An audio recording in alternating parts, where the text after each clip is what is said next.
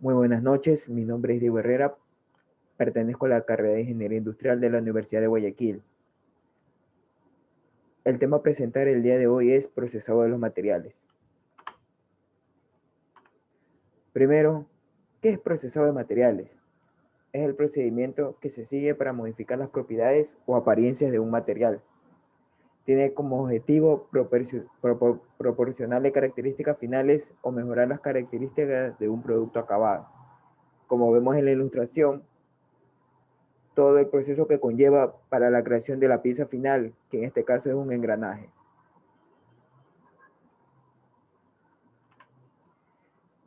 Entonces se establece una relación en tres aspectos, que son propiedades, estructuras y procesamiento. El aspecto más importante de un componente o pieza es que tenga la forma y propiedades esperadas y que cumpla su función por el tiempo estipulado. Para cumplir con lo anterior, el ingeniero de materiales debe conocer la relación entre la estructura interna del material, el procesamiento del mismo y las propiedades finales del producto obtenido. Si uno de estos tres aspectos es modificado, cualquiera de los restantes o ambos cambiarán también. Como he mencionado, son tres aspectos que se relacionan entre sí: procesamiento, propiedades y estructura. Hablar de estructura, hablamos de cuatro características, cuatro clasificaciones, ya sea una estructura atómica, una estructura cristalina, una estructura granular y una estructura multifásica. En procesamiento, vemos lo que serían los procesos de fabricación, los procesos de modificación de propiedades. Y en cuanto a propiedades, tenemos lo que en relación se divide en mecánicas, físicas y propiedades químicas. Como vemos, estos conceptos están interrelacionados y componen la base de la ciencia de los materiales. Las piezas deben fabricarse con la forma y las propiedades adecuadas, haciendo que cada componente pueda realizar su función durante su vida útil esperada. Como vemos en la ilustración, hay una relación tripartita entre estructuras, propiedades y métodos de procesamiento. En este caso, estamos hablando que cuando el aluminio es laminado en hojas, el proceso de laminado modifica la estructura del metal e incrementa su resistencia. Como observamos, la lámina del aluminio, cómo incrementa su resistencia.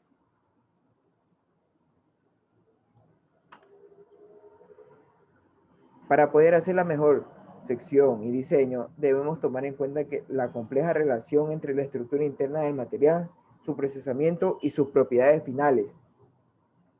Recordemos que cuando alguno de estos tres aspectos de esta relación cambia, los otros se ven afectados. Estructura de un material. Se puede considerar en diferentes niveles. Tenemos la estructura atómica, estructura cristalina, estructura granular y estructura multifásica. Desglosemos. ¿A qué nos referimos con el tema de estructura atómica? Esta incluye la distribución de los electrones que rodean al núcleo de cada átomo individual. De esta disposición depende el comportamiento magnético, eléctrico, térmico del material. Además, la configuración electrónica determina la forma de unión de los átomos. En la imagen podemos observar lo que sería un átomo con sus diferentes partes importantes: el núcleo, electrones, protones, etc. ¿A qué nos referimos con estructura cristalina? Esta considera la forma en que se arreglan los átomos en el material. En los metales semiconductores, muchos cerámicos y algunos polímeros, los átomos se distribuyen de forma ordenada, siguiendo un patrón, es decir, una estructura cristalina. Otros materiales, como algunos cerámicos y muchos polímeros, se caracterizan por una disposición desordenada de los átomos. Estos materiales amorfos o vítreos se comportan de manera diferente a los cristalinos. Los materiales vítreos tienden a ser transparentes, mientras que los cristalinos son opacos o translúcidos. Estructura granular. La mayor parte de los metales, los semiconductores y los cerámicos, materiales cristalinos, muestran también una estructura granular. El comportamiento del material depende del tamaño, forma y número de granos. Y por último, la estructura multifásica. En la mayoría de los materiales, sobre todo si constan de elementos diferentes, se presentan más de una fase, teniendo cada una de ellas arreglo atómico y propiedades únicas. El tipo, tamaño y distribución de esta fase dentro del material influyen en las propiedades del mismo. Podemos observar en la ilustración una estructura multifásica del hierro.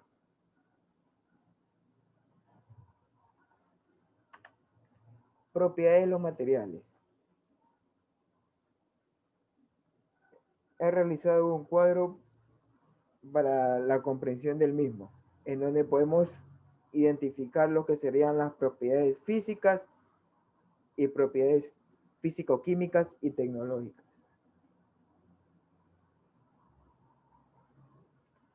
Por propiedades físicas podemos nombrar lo que sería la densidad, resistencia mecánica, elasticidad, plasticidad, dureza, fragilidad, tenacidad, ductilidad, maleabilidad, conductividad eléctrica, conductividad térmica, punto de fusión.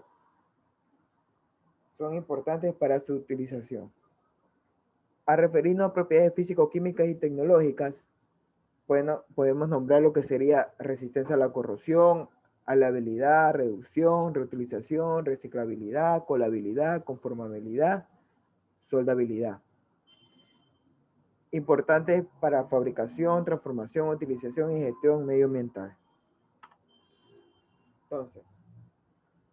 Entonces, propiedades mecánicas.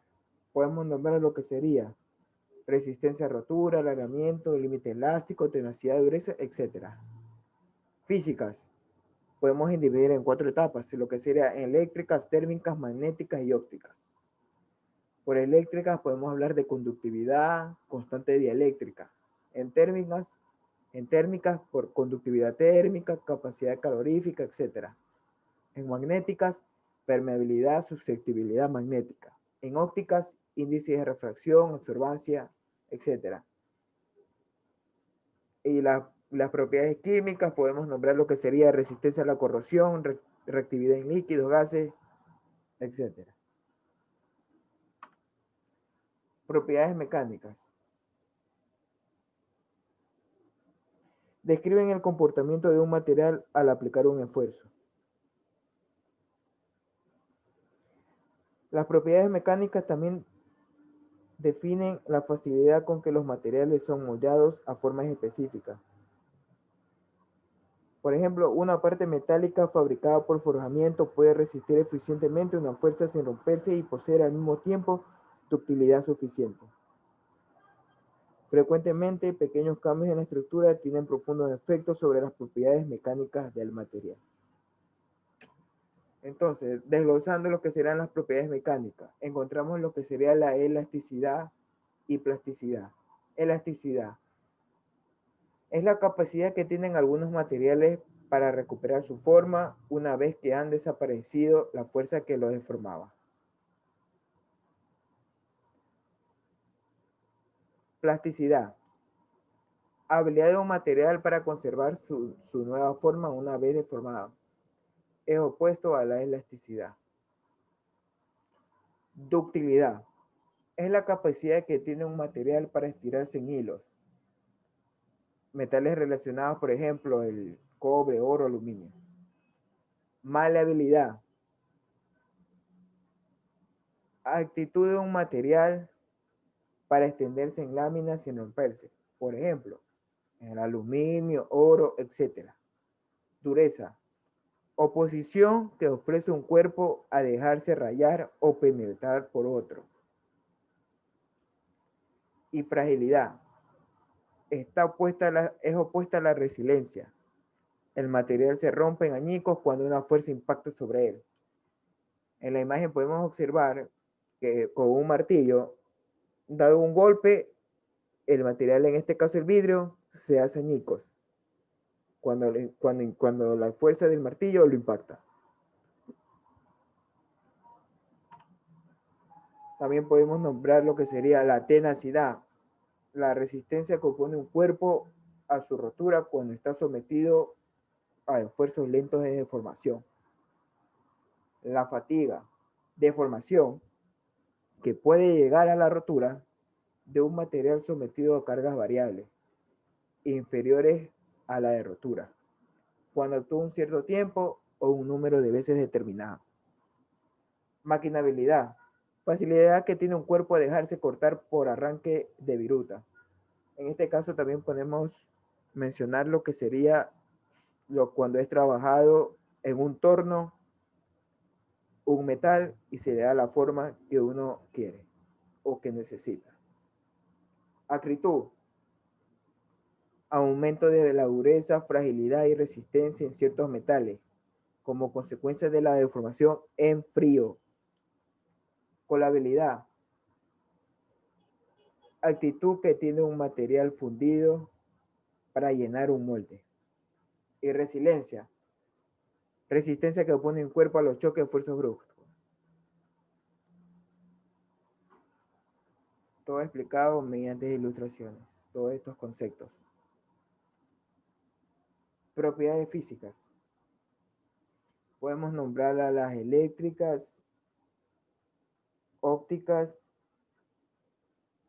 térmicas y magnéticas.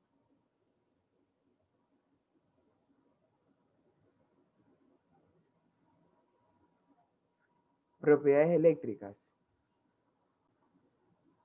Las propiedades eléctricas de los materiales dependen principalmente del número y de la movilidad de los portadores de carga en la estructura. Electrones, huecos electrónicos e iones. El flujo de la corriente está relacionado con la conductividad eléctrica.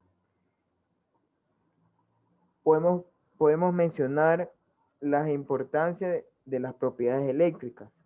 Por ejemplo, en materiales conductores como los metales, en este caso hilo de cobre, se precisa una alta conductividad eléctrica para transportar corrientes eléctricas y energía sin pérdidas.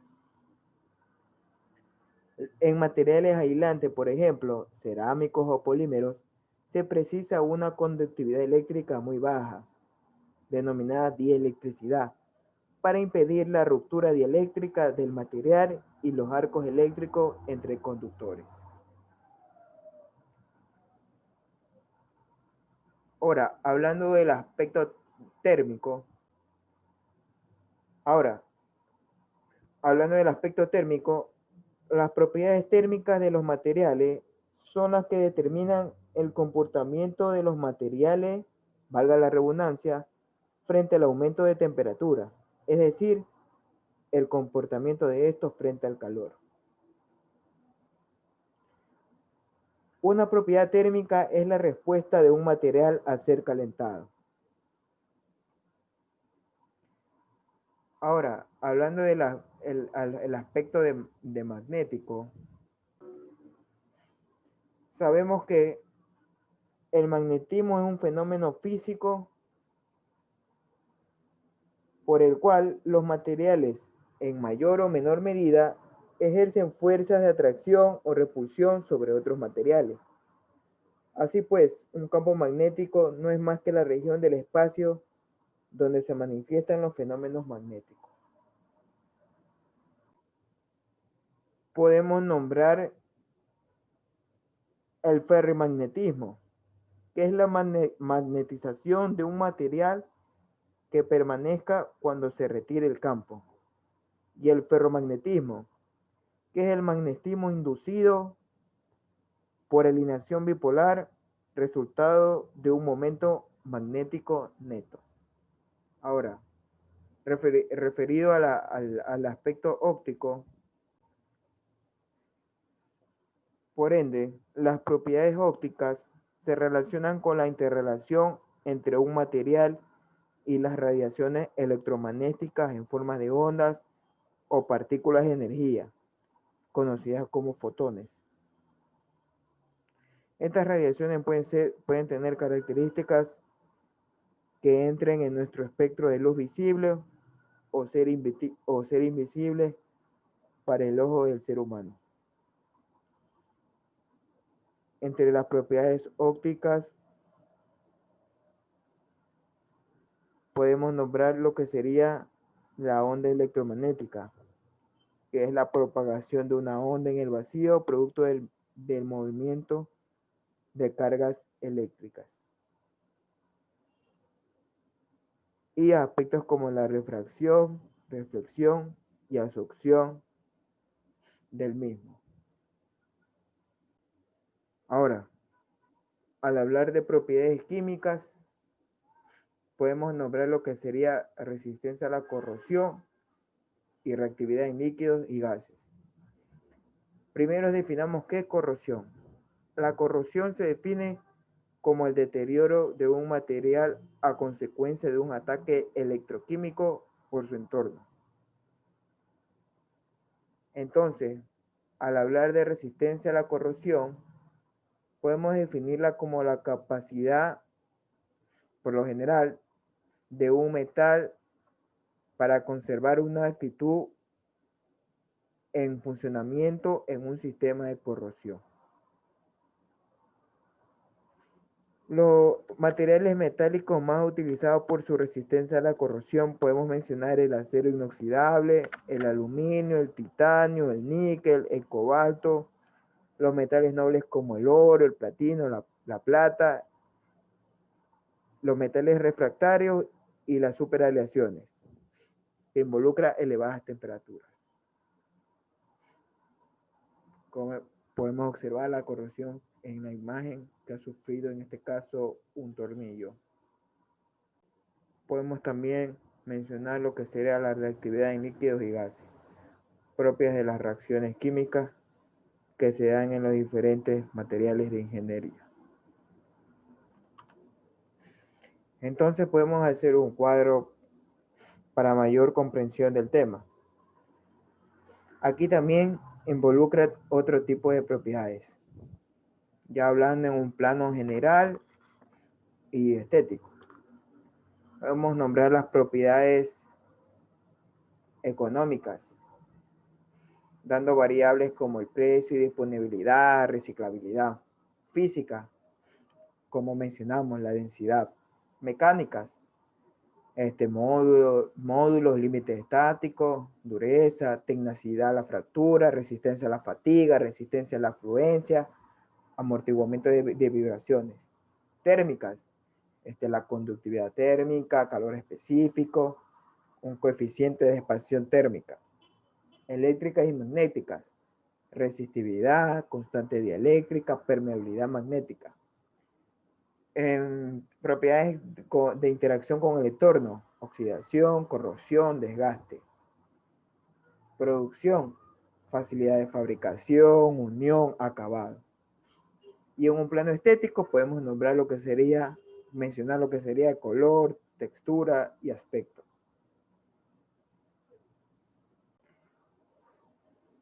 Otro tema principal entraría en lo que es procesamiento de los materiales. El procesamiento de los materiales produce la forma deseada de un componente a partir de un material inicialmente sin forma definida. El procesamiento de los materiales genera la forma deseada del componente a partir de un material uniforme. En este caso he dividido en cuatro secciones, ya sea para el procesamiento de metales, procesamiento de cerámicos, el procesamiento de polímeros y una sección aparte, el procesamiento de vidrios.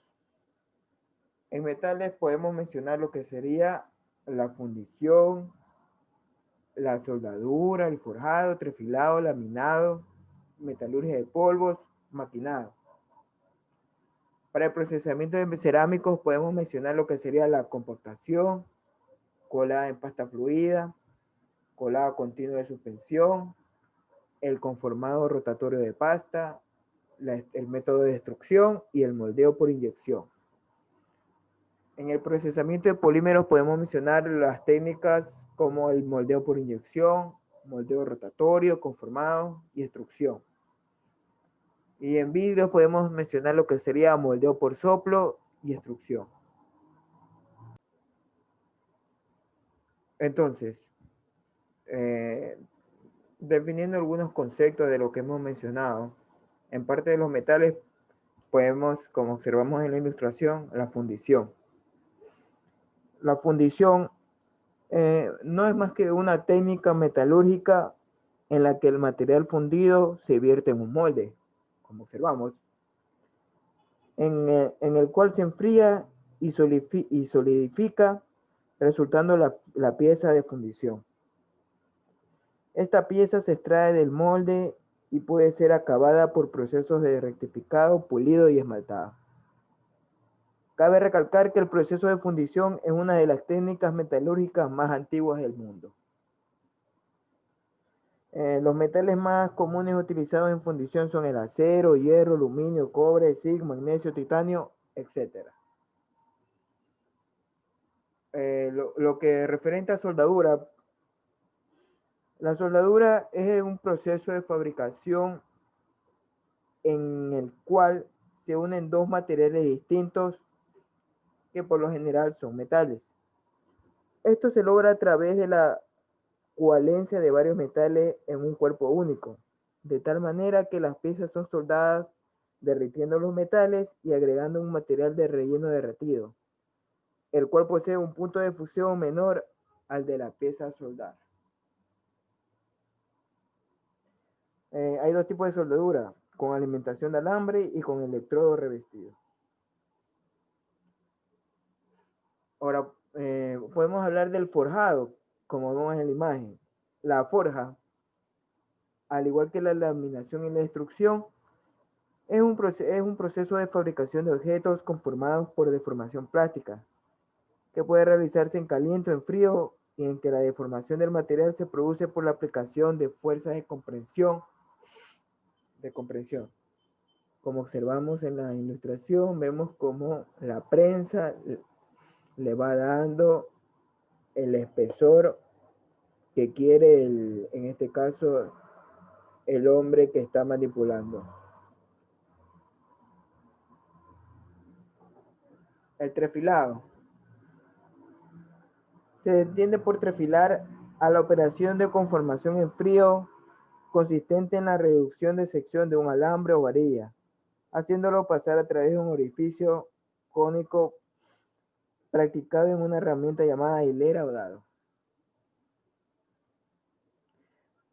Los materiales más empleados para su conformación mediante trefilado son el acero, el cobre, el aluminio y los latones, aunque pueden aplicarse a cualquier metal o aleación dúctil. Podemos también nombrar lo que sería el laminado. Se conoce como laminado o laminación al proceso industrial por medio del cual se reduce el espesor de una lámina de metal o de materiales semejantes, con la aplicación de presión, mediante el uso de distintos procesos, como la eliminación de anillos o el laminado de perfiles.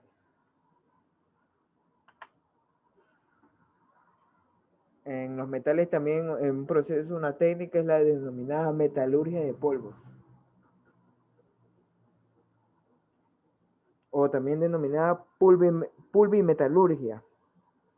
Es un proceso alterno para la fabricación de piezas con geometrías complejas y o metales con altos puntos de fusión, así como mezcla de metales con diferencias altas entre sus temperaturas de fusión. Proceso largo, laborioso, que al final da el producto final. Es un proceso laborioso porque, como mencionamos, conlleva la fabricación de piezas con geometrías complejas. Y el maquinado. Esta se basa en remover por medio de una herramienta de corte todo el exceso del material, de tal forma que la pieza determinada sea la realmente deseada. El proceso de maquinado incluye la deformación constante del material, creando una viruta. Cuando esta es removida, queda totalmente expuesta a una nueva superficie. Podemos observar el proceso de maquinado en la ilustración, en el GIF. Ahora, referente a las técnicas en referente a los cerámicos, podemos nombrar lo que sería la compactación. La materia prima cerámica puede ser compactada en estado seco, plástico o húmedo, dentro de una matriz para formar productos con una forma determinada. Sería colada en pasta fluida. El proceso es destrucción. Ahora, definamos el proceso de destrucción en el plano cerámico. Esta técnica de conformado se emplea en la fabricación de productos cerámicos de sección constante. Básicamente, el proceso de destrucción consiste en forjar el paso mediante la aplicación de una presión de la pasta con una consistencia plástica que eleva la viscosidad a través de una matriz. En la figura 2, podemos los diferentes métodos de destruir una pasta cerámica. Las diferentes partes del método de destrucción, que involucra rodillos, pistones y hélices. Moldeo por inyección. Esto se explica por medio de esta imagen, ya que este es un proceso de moldeo por inyección de cerámica, que involucra varios pasos. Necesitamos, en este caso, el polvo cerámico. Involucra pasos de mezclado, granulación, inyección, piensa en verde. No tiene la forma todavía final, lo que conlleva que usemos la eliminación del ligante. El ligante es el exceso al momento de usar este tipo de técnica. Pincel marrón, se da una sinterización y se llega a la pieza final. Este es el moldeo por inyección en cerámicos. El moldeo por inyección es un proceso de fabricación para la producción de piezas mediante la inyección del material en un molde, básicamente.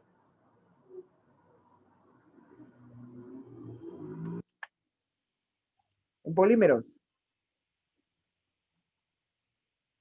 podemos mencionar el moldeo por inyección, pero en relación a los polímeros. El proceso de moldeo por soplado o soplo nace de la combinación de técnicas de ingeniería de polímeros.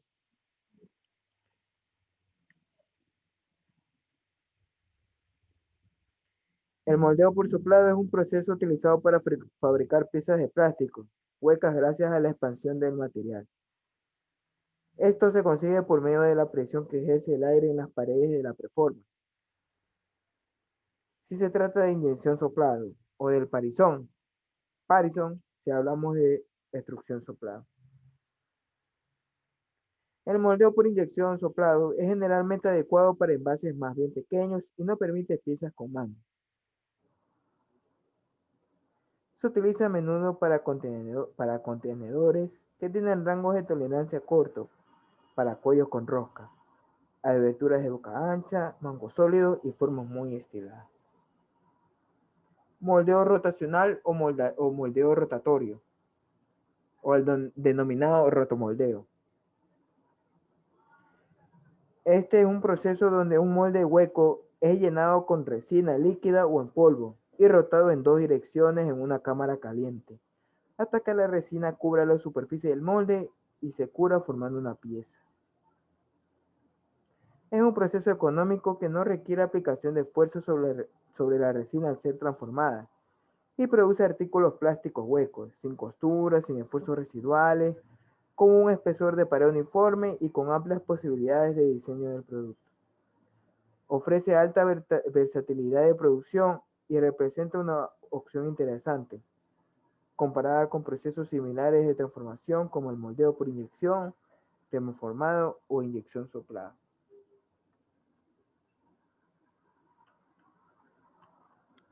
Vidrios, moldeo por soplo. Utilizados particularmente en la producción de botellas, que a lo largo del tiempo ha sufrido diferentes mecanismos para una mayor eficiencia. La producción de botellas de vidrio requiere técnicas actualmente muy diferentes del moldeo por soplado, aunque en sus orígenes es similar.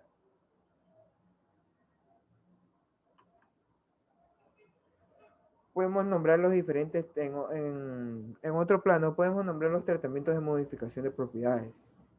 Los tratamientos térmicos como el ciclo de calentamiento y enfriamiento, tales como los distintos tipos de recocido, el normalizado, el temple y el revenido para las acciones férreas. Tratamientos mecánicos, deformación, podemos nombrar deformación, impacto superficial, granallado, etc.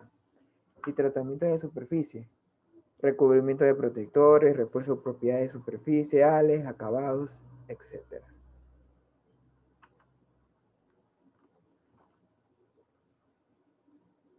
Esto sería todo lo referente al procesado de materiales. Muchas gracias.